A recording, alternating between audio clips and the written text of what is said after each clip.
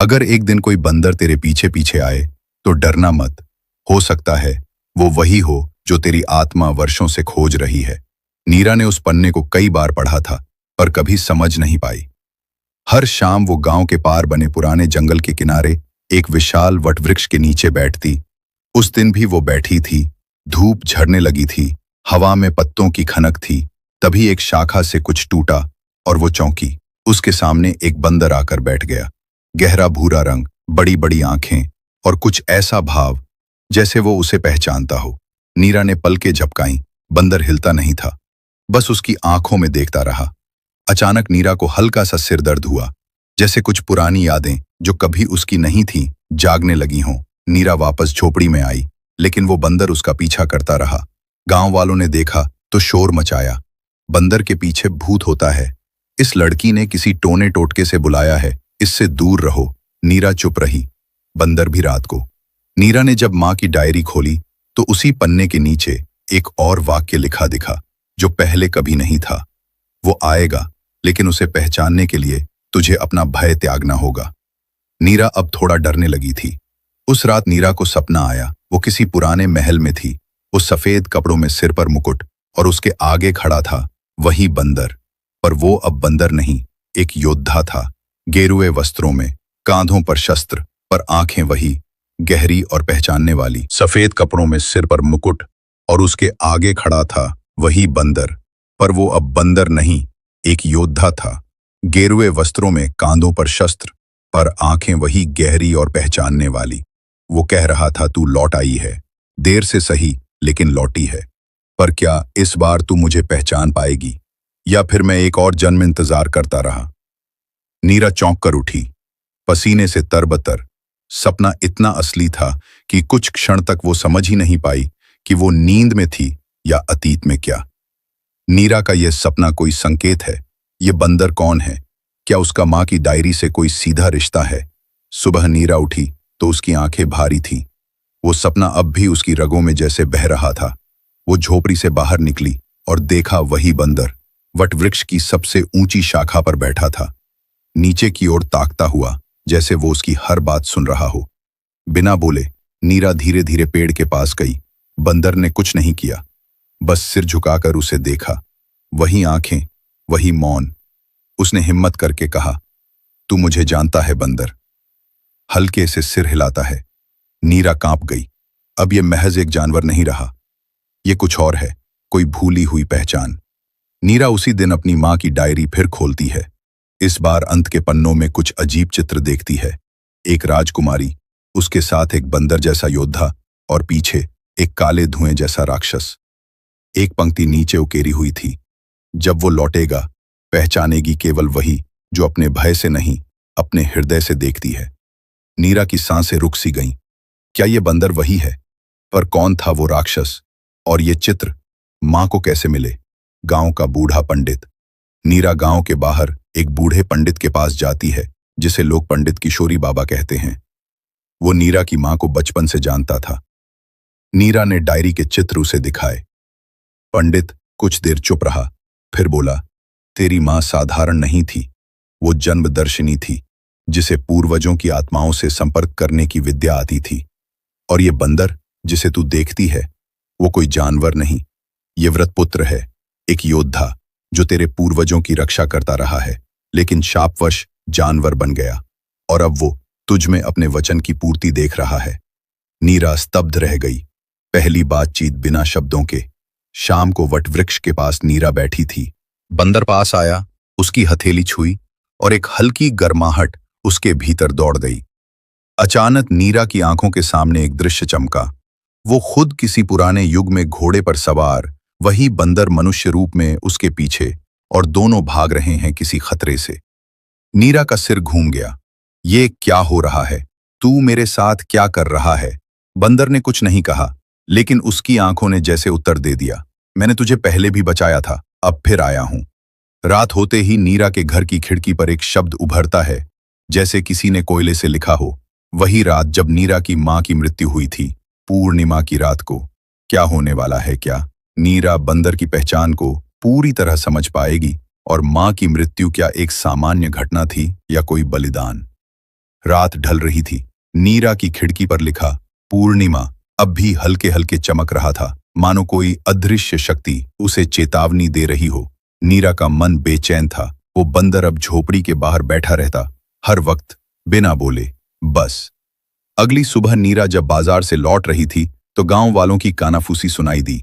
उसे उस बंदर से दूर रहना चाहिए। उसकी मां की मौत भी उसी पूर्णिमा की रात को हुई थी। अब फिर वही सब न हो जाती। एक बूढ़ी औरत पास आकर बोली, बेटी तू समझ नहीं रही, वो बंदर नहीं, कोई श्राप है। उसने तेरी मां को आता है नाम भैरवनाथ। उसके साथ एक डमरू, लाल आंखें और एक जली हुई लाठी। लोग कहते हैं वो आत्माओं से बात करता है।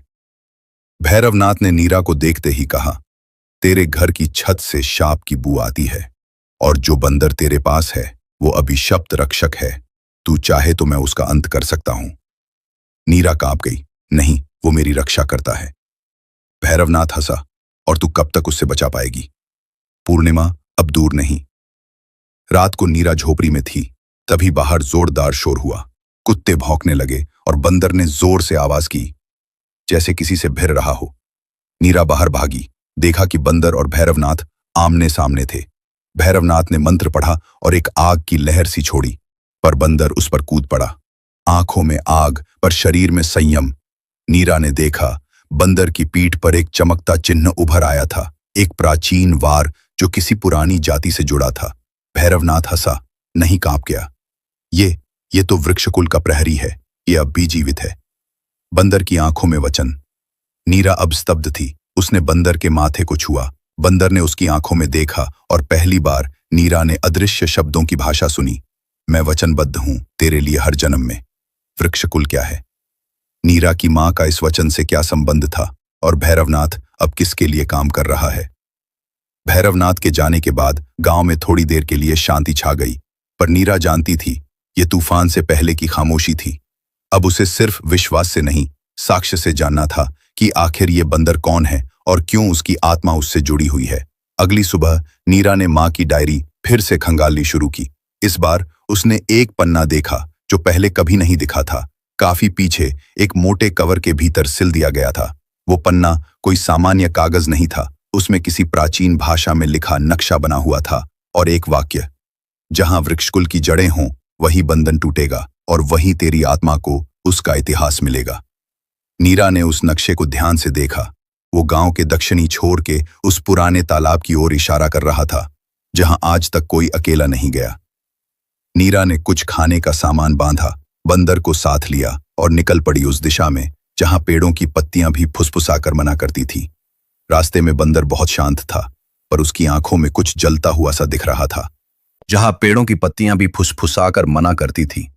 रास्ते में बंदर बहुत शांत था, पर उसकी आंखों में कुछ जलता हुआ सा दिख रहा था, जैसे उसे पता हो कि अब वहां जाने का समय आ चुका है। जैसे ही वो तालाब के पास पहुंची, बंदर ने आगे बढ़कर एक सूखे पेड़ के तने को छुआ। तभी धरती की मिट्टी हिली और एक गुप्त दरवाजा दिखाई दिया जो वर्षों से छुपा था। नीरा कांपते हुए नीचे उतरती है। नीचे एक पत्थर की गुफा है, दीवारों पर चित्र उकेरे हुए हैं और हर चित्र में एक राजकुमारी और वानर योद्धा। एक चित्र में वानर उसके सामने झुका है, दूसरे में दोनों युद्ध कर रहे हैं, तीसरे में राजकुमारी की मृत्यु और वानर का शाप। नीरा जैसे उस पत्थर से चिपक जाती है, उसका सिर घूमता है। तभी एक दीवार पर चमकने लगता है एक और वाक्य, जैसे कोई अदृश्य शक्ति उसे पढ़ने को मजबूर कर रही हो। श्राप तब तक जीवित रहता है जब तक प्रेम स्वयं को दोषी माने। वो रक्षक जिसे तूने मरने दिया था अब तुझ में पुनर्जन्म लेकर आया है। नीरा की आंखें भर आती हैं। उसे याद आने लगता है सपनों में दिखता हुआ वो राजमहल, युद्ध और वही योद्धा बंदर जिसे उसने पिछले जन्म में बलि के लिए छोड़ दिया था। मैंने तुझे मरने दिया, बंदर की सच्चाई। नीरा पीछे मुड़ती है। बंदर अब गुफा के मध्य खड़ा है। उसकी देह से हल्की रोशनी निकलती है। उसका शरीर कांप रहा है और वो जैसे मनुष्य के रूप में बदलने ही वाला हो, पर रुक जाता है। अभी नहीं, जब तू पूरी तरह स्मरण करेगी तब मैं पूर्ण रूप पाऊंगा। नीरा अब रोने लगती है। मैंने तुझे छोड़ दिया था, पर अब मैं तुझे छोड़ने नहीं दूंगी क्या? नीरा अपने पूरे अतीत को समझ पाएगी। बंदर किस क्षण पूर्ण रूप में लौटेगा और वृक्षकुल कौन सी शक्ति थी जो आज भी असर कर रही है? गुफा में वानर योद्धा की आत्मा अब और छुपी नहीं थी। बंदर की आंखें अब भी वैसी ही थी, पर उसमें एक मानव की आत्मा उतर आई थी। वो अब केवल नीरा का साथी नहीं रहा, वो एक अधूरी यात्रा का अंत था और एक नया प्रारंभ। गुफा के सबसे भीतर एक ताम्रपत्र पड़ा था, धूल से ढका हुआ। नीरा ने जब उसे छुआ तो गुफा की दीवारें कांप उठीं। बंदर पीछे हट गया, जैसे वह मंत्र कोई सरल चीज नहीं था। ताम्रपत्र पर लिखा था, यद्यपि रक्षक जीवित रहे, पर जब तक वचन की ज्वाला में प्रेम न हो तब तक श्राप अमर रहेगा। पूर्णिमा की रात वटवृक्ष के नीचे यज्ञ कर 3 अग्निवचन पूर्ण करो। 1 मोह का त्याग, 2 दोष की स्वीकृति, 3 आत्मा का समर्पण। नीरा ने एक एक शब्द जहन में उतार लिया। इस बार अधूरा कुछ नहीं रहना चाहिए। उसी रात गांव के पास की नदी के किनारे भैरवनाथ फिर से प्रकट हुआ। अब वह अकेला नहीं था, उसके पीछे 2 अन्य साधक थे, काले वस्त्र, आंखों में लाली और हाथों में उल्टे त्रिशूल। वो लड़की यज्ञ कर रही है। उसके शुद्ध प्रेम से अगर रक्षक मुक्ति पा गया तो हमारी तंत्र शक्ति राख हो जाएगी। हमें यज्ञ रोकना ही होगा, वरना हम युगों पीछे फेंक दिए जाएंगे। नीरा और बंदर वापस वटवृक्ष की ओर लौटे। वही स्थान था जहां बचपन में वो घंटों बैठती थी, जहां पहली बार बंदर उसके पास आया था, जहां उसकी मां की अंतिम सांसें रुकी थीं। अब वहीं होगा यज्ञ, वहीं खुलेगा अनकहा बंधन। नीरा ने 3 दीप जलाए, मोह के लिए, जिसमें उसने अपनी सबसे प्यारी वस्तु मां की चूड़ियां डाली। दोष के लिए, जहां उसने स्वयं स्वीकारा, मैंने ही तुझे उस युद्ध में अकेला छोड़ा था, चाहे मैं मजबूर थी, पर दोष मेरा था। समर्पण के लिए वो क्षण सबसे कठिन था। बंदर ने उसकी ओर देखा। अब वह चुप नहीं था। उसने पहली बार मन में बोला, अगर तू अब भी मेरा भार उठाएगी तो मैं मुक्ति नहीं मांगूंगा, मैं तेरा साथ फिर जन्मों तक निभाऊंगा। नीरा ने मुस्कुराकर कहा, मैं तुझे आजाद कर रही हूं, ताकि अगर तू लौटे तो प्रेम से, न वचन से। तभी तीनों तांत्रिक यज्ञ स्थल पर पहुंचे। अगर यज्ञ पूर्ण हुआ तो हमारी रहना राक्षस शक्ति समाप्त हो जाएगी। उसने मंत्र फेंका, आग बुझाने लगा। बंदर भौंका और पहली बार वो कूदकर मानव आकार लेने लगा। आधी देह अब बंदर की नहीं रही, उसका स्वर बदल गया। तू अब भी यही कर रहा है। नीरा ने तीसरा मंत्र बोला, आत्मा समर्पयामी। आग फिर भड़क उठी और तांत्रिक चीखते हुए गिर पड़े। अंतिम ज्वाला और एक संकेत। जैसे ही मंत्र पूर्ण हुआ, एक नीली रोशनी वटवृक्ष के नीचे से निकली और बंदर की देह के चारों ओर घूमने लगी। उसकी देह अब हल्की हो रही थी, मानो वह विदा लेना चाहता हो, पर नीरा ने हाथ बढ़ाया। क्या ये आखिरी बार है बंदर? अब लगभग मानव, मगर बिना शब्दों के बस मुस्कुराया। ये अंत नहीं, एक विराम है अगले जन्म तक के लिए। क्या बंदर हमेशा के लिए चला गया? क्या नीरा अब अकेली है या कुछ बचा है भीतर? और क्या वचन की शक्ति अब भी कोई असर छोड़ गई है? यज्ञ पूर्ण हो चुका था। वटवृक्ष की जड़ें नीला प्रकाश छोड़ रही थी। बंदर, जो अब वानर योद्धा बन चुका था, धीरे धीरे प्रकाश में विलीन हो गया। नीरा उस क्षण को देखते हुए पत्थर सी शांत खड़ी रही। ना एक आंसू गिरा, ना एक चीख निकली, लेकिन उसकी सांसों में एक खालीपन घुल चुका था। लौटना। नीरा वापस झोपड़ी में लौटी। सारा गांव अब शांत था। लोगों को कुछ भी याद नहीं था, न भैरवनाथ का हमला, न यज्ञ की लपटें। मानो